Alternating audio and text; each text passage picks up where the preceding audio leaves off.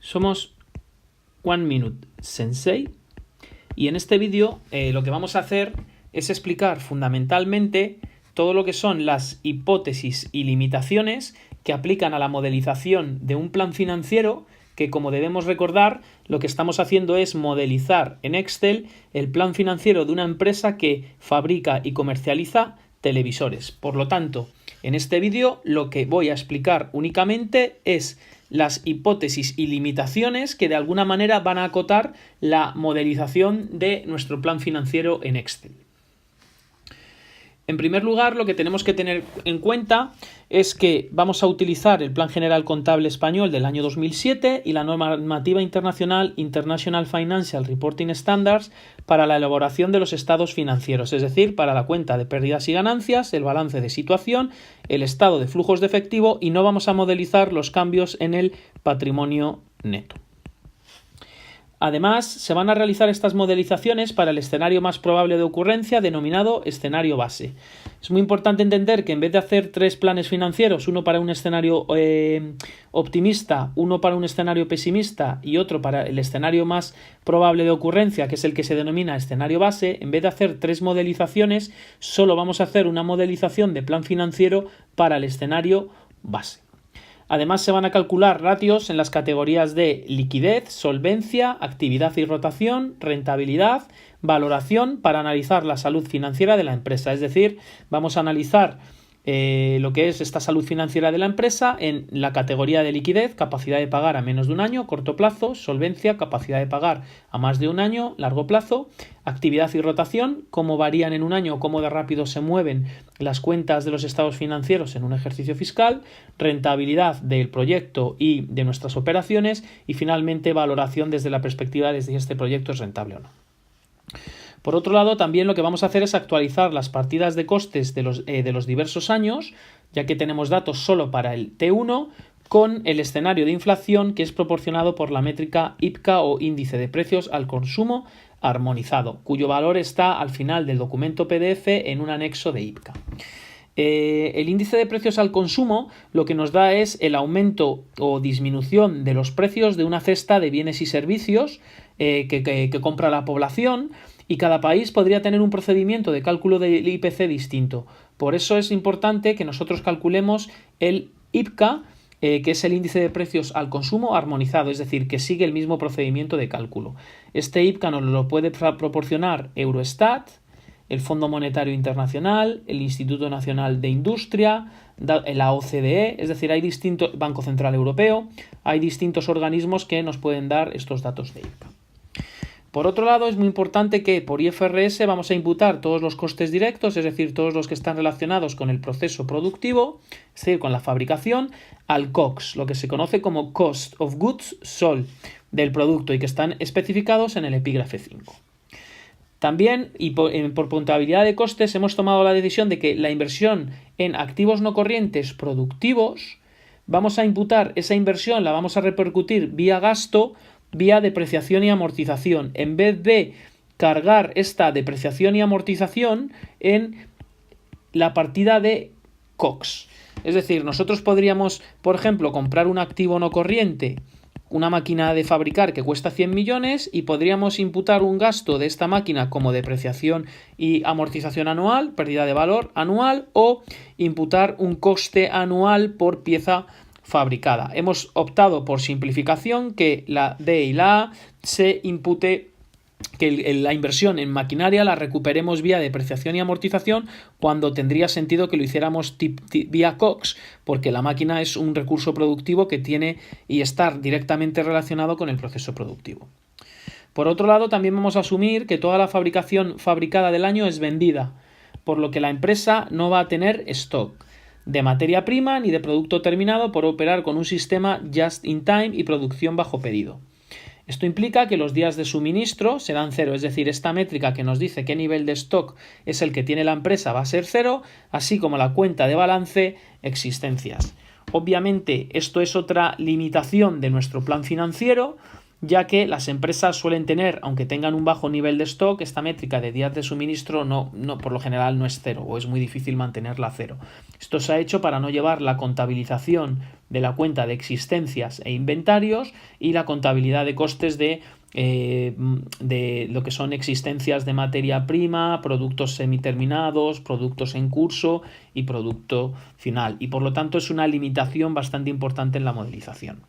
En lo que se refiere a los pagos, todos los pagos son realizados al contado, salvo los pagos de clientes, que se realizan a 30 días, y los pagos a proveedores, es decir, las compras, por ejemplo, de materia prima para el proceso productivo, que se van a realizar a 45 días. En lo que se refiere, por otro lado, al activo no corriente, se van a usar las tablas de amortización de los activos no corrientes, serán calculadas mediante el uso de tablas de amortización fiscal para el cálculo de la vida útil estimada. Es decir, esto es muy importante porque nosotros lo que vamos a hacer es que si tenemos un activo no corriente, por ejemplo una maquinaria, nosotros lo que tenemos que saber es esta maquinaria. Tenemos que calcular el envejecimiento anual, es decir, su pérdida de valor medido como DIA, y esto va a ser el valor del activo no corriente bruto entre la vida útil. ¿Cómo vamos a determinar esta vida útil? Usando las tablas de amortización fiscal.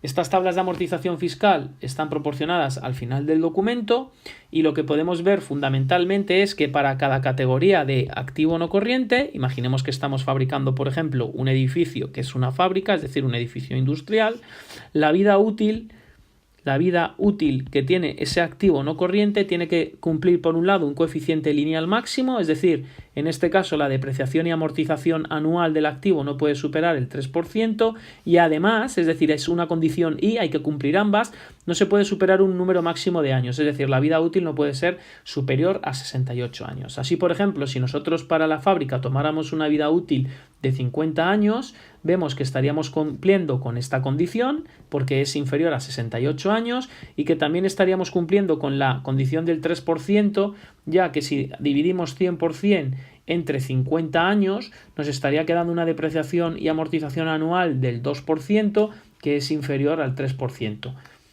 ¿Con esto qué queremos decir? Con esto lo que queremos decir es que en este escenario estamos cumpliendo ambas condiciones y podríamos tomar una vida útil, en este caso, de 50 años. Luego, todas las vidas útiles de los activos no corrientes van a ser utilizadas siguiendo estas tablas de amortización fiscal. ¿Qué otras hipótesis y limitaciones estamos teniendo en cuenta? La amortización de los préstamos bancarios seguirá el método de amortización francés. Esto se caracteriza porque las cuotas que paga son constantes, es decir, pagaremos unas cuotas anuales del préstamo que están compuestas de intereses, ganancia para el banco y capital amortizado. Los intereses y el capital amortizado varían cada año, pero su sumatorio siempre es igual a la misma cantidad, es decir, la cuota que es constante. En relación a los impuestos, esta es otra limitación importante. Vamos a asumir que la liquidación de los impuestos de IVA e impuestos de sociedades se realizan a 31 de diciembre del ejercicio fiscal en cuestión. ¿Esto qué va a implicar? Que no va a aparecer Hacienda Pública acreedora por IVA ni Hacienda Pública acreedora por impuesto de sociedades en el balance. Debemos recordar que el IVA de un trimestre se paga en el mes siguiente y que el impuesto de sociedades de un ejercicio fiscal se paga los 6 meses del año siguiente.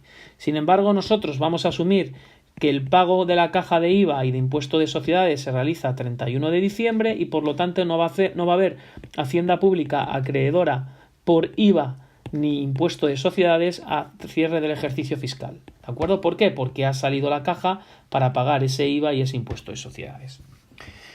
Por otro lado, salvo especificado lo contrario, todos los valores numéricos se dan para el ejercicio fiscal 1, es decir, todos los datos que se leen en este PDF están para el año 1, es decir, a 31 de diciembre del primer año. Y lo que vamos a hacer para estimarlo para el resto de años, básicamente es necesario utilizar el IPCA, vamos a actualizar los datos del primer ejercicio fiscal con datos del IPCA que están proporcionados en la tabla al final de este PDF, en aquellas partidas susceptibles de incrementar coste año tras año, como pueden ser los salarios, gastos de SGA, costes de materia prima en el proceso productivo.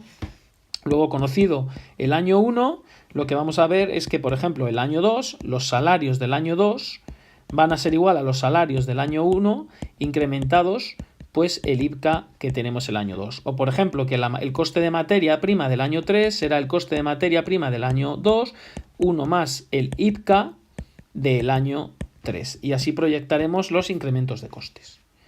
Para el cálculo de la rentabilidad económico-financiera del proyecto se seguirá la metodología de descuentos de flujos de caja.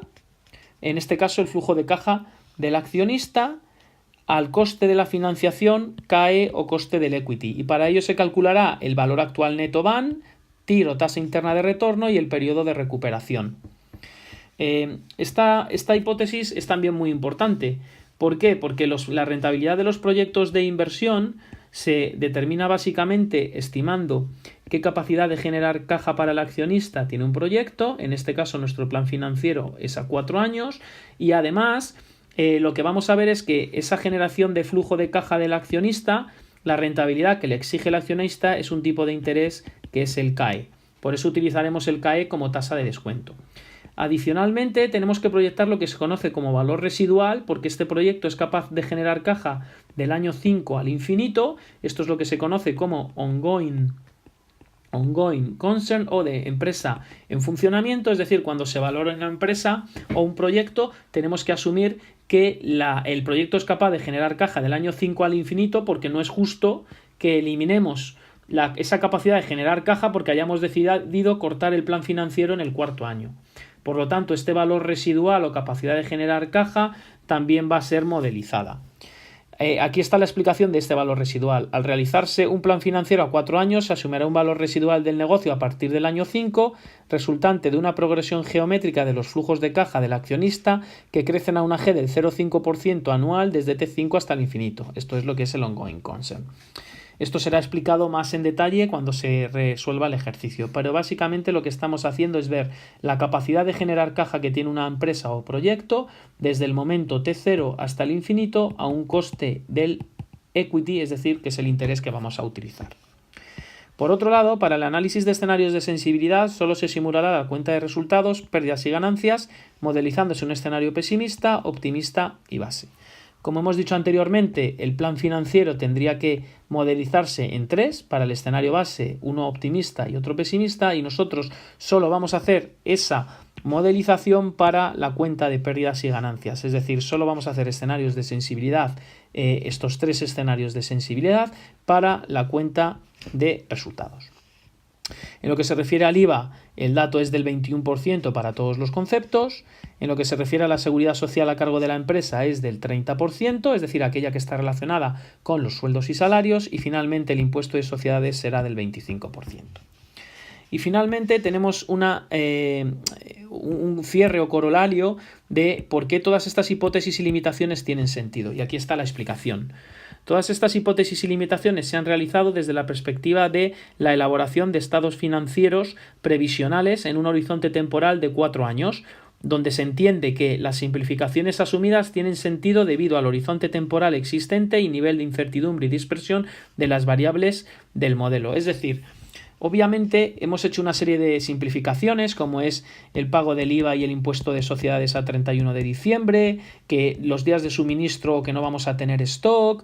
Es decir, tenemos una serie de simplificaciones que a lo mejor académicamente no son lo más correctas, pero como estamos haciendo la estimación de unos estados financieros a largo plazo en un horizonte temporal a 4 años y donde tenemos un nivel de incertidumbre y dispersión muy grande, realmente lo que podríamos ganar por tener un rigor académico muy elevado lo íbamos a perder por este nivel de incertidumbre y dispersión en estos estados financieros previsionales, por lo cual podemos concluir que estas hipótesis y limitaciones pues tienen sentido.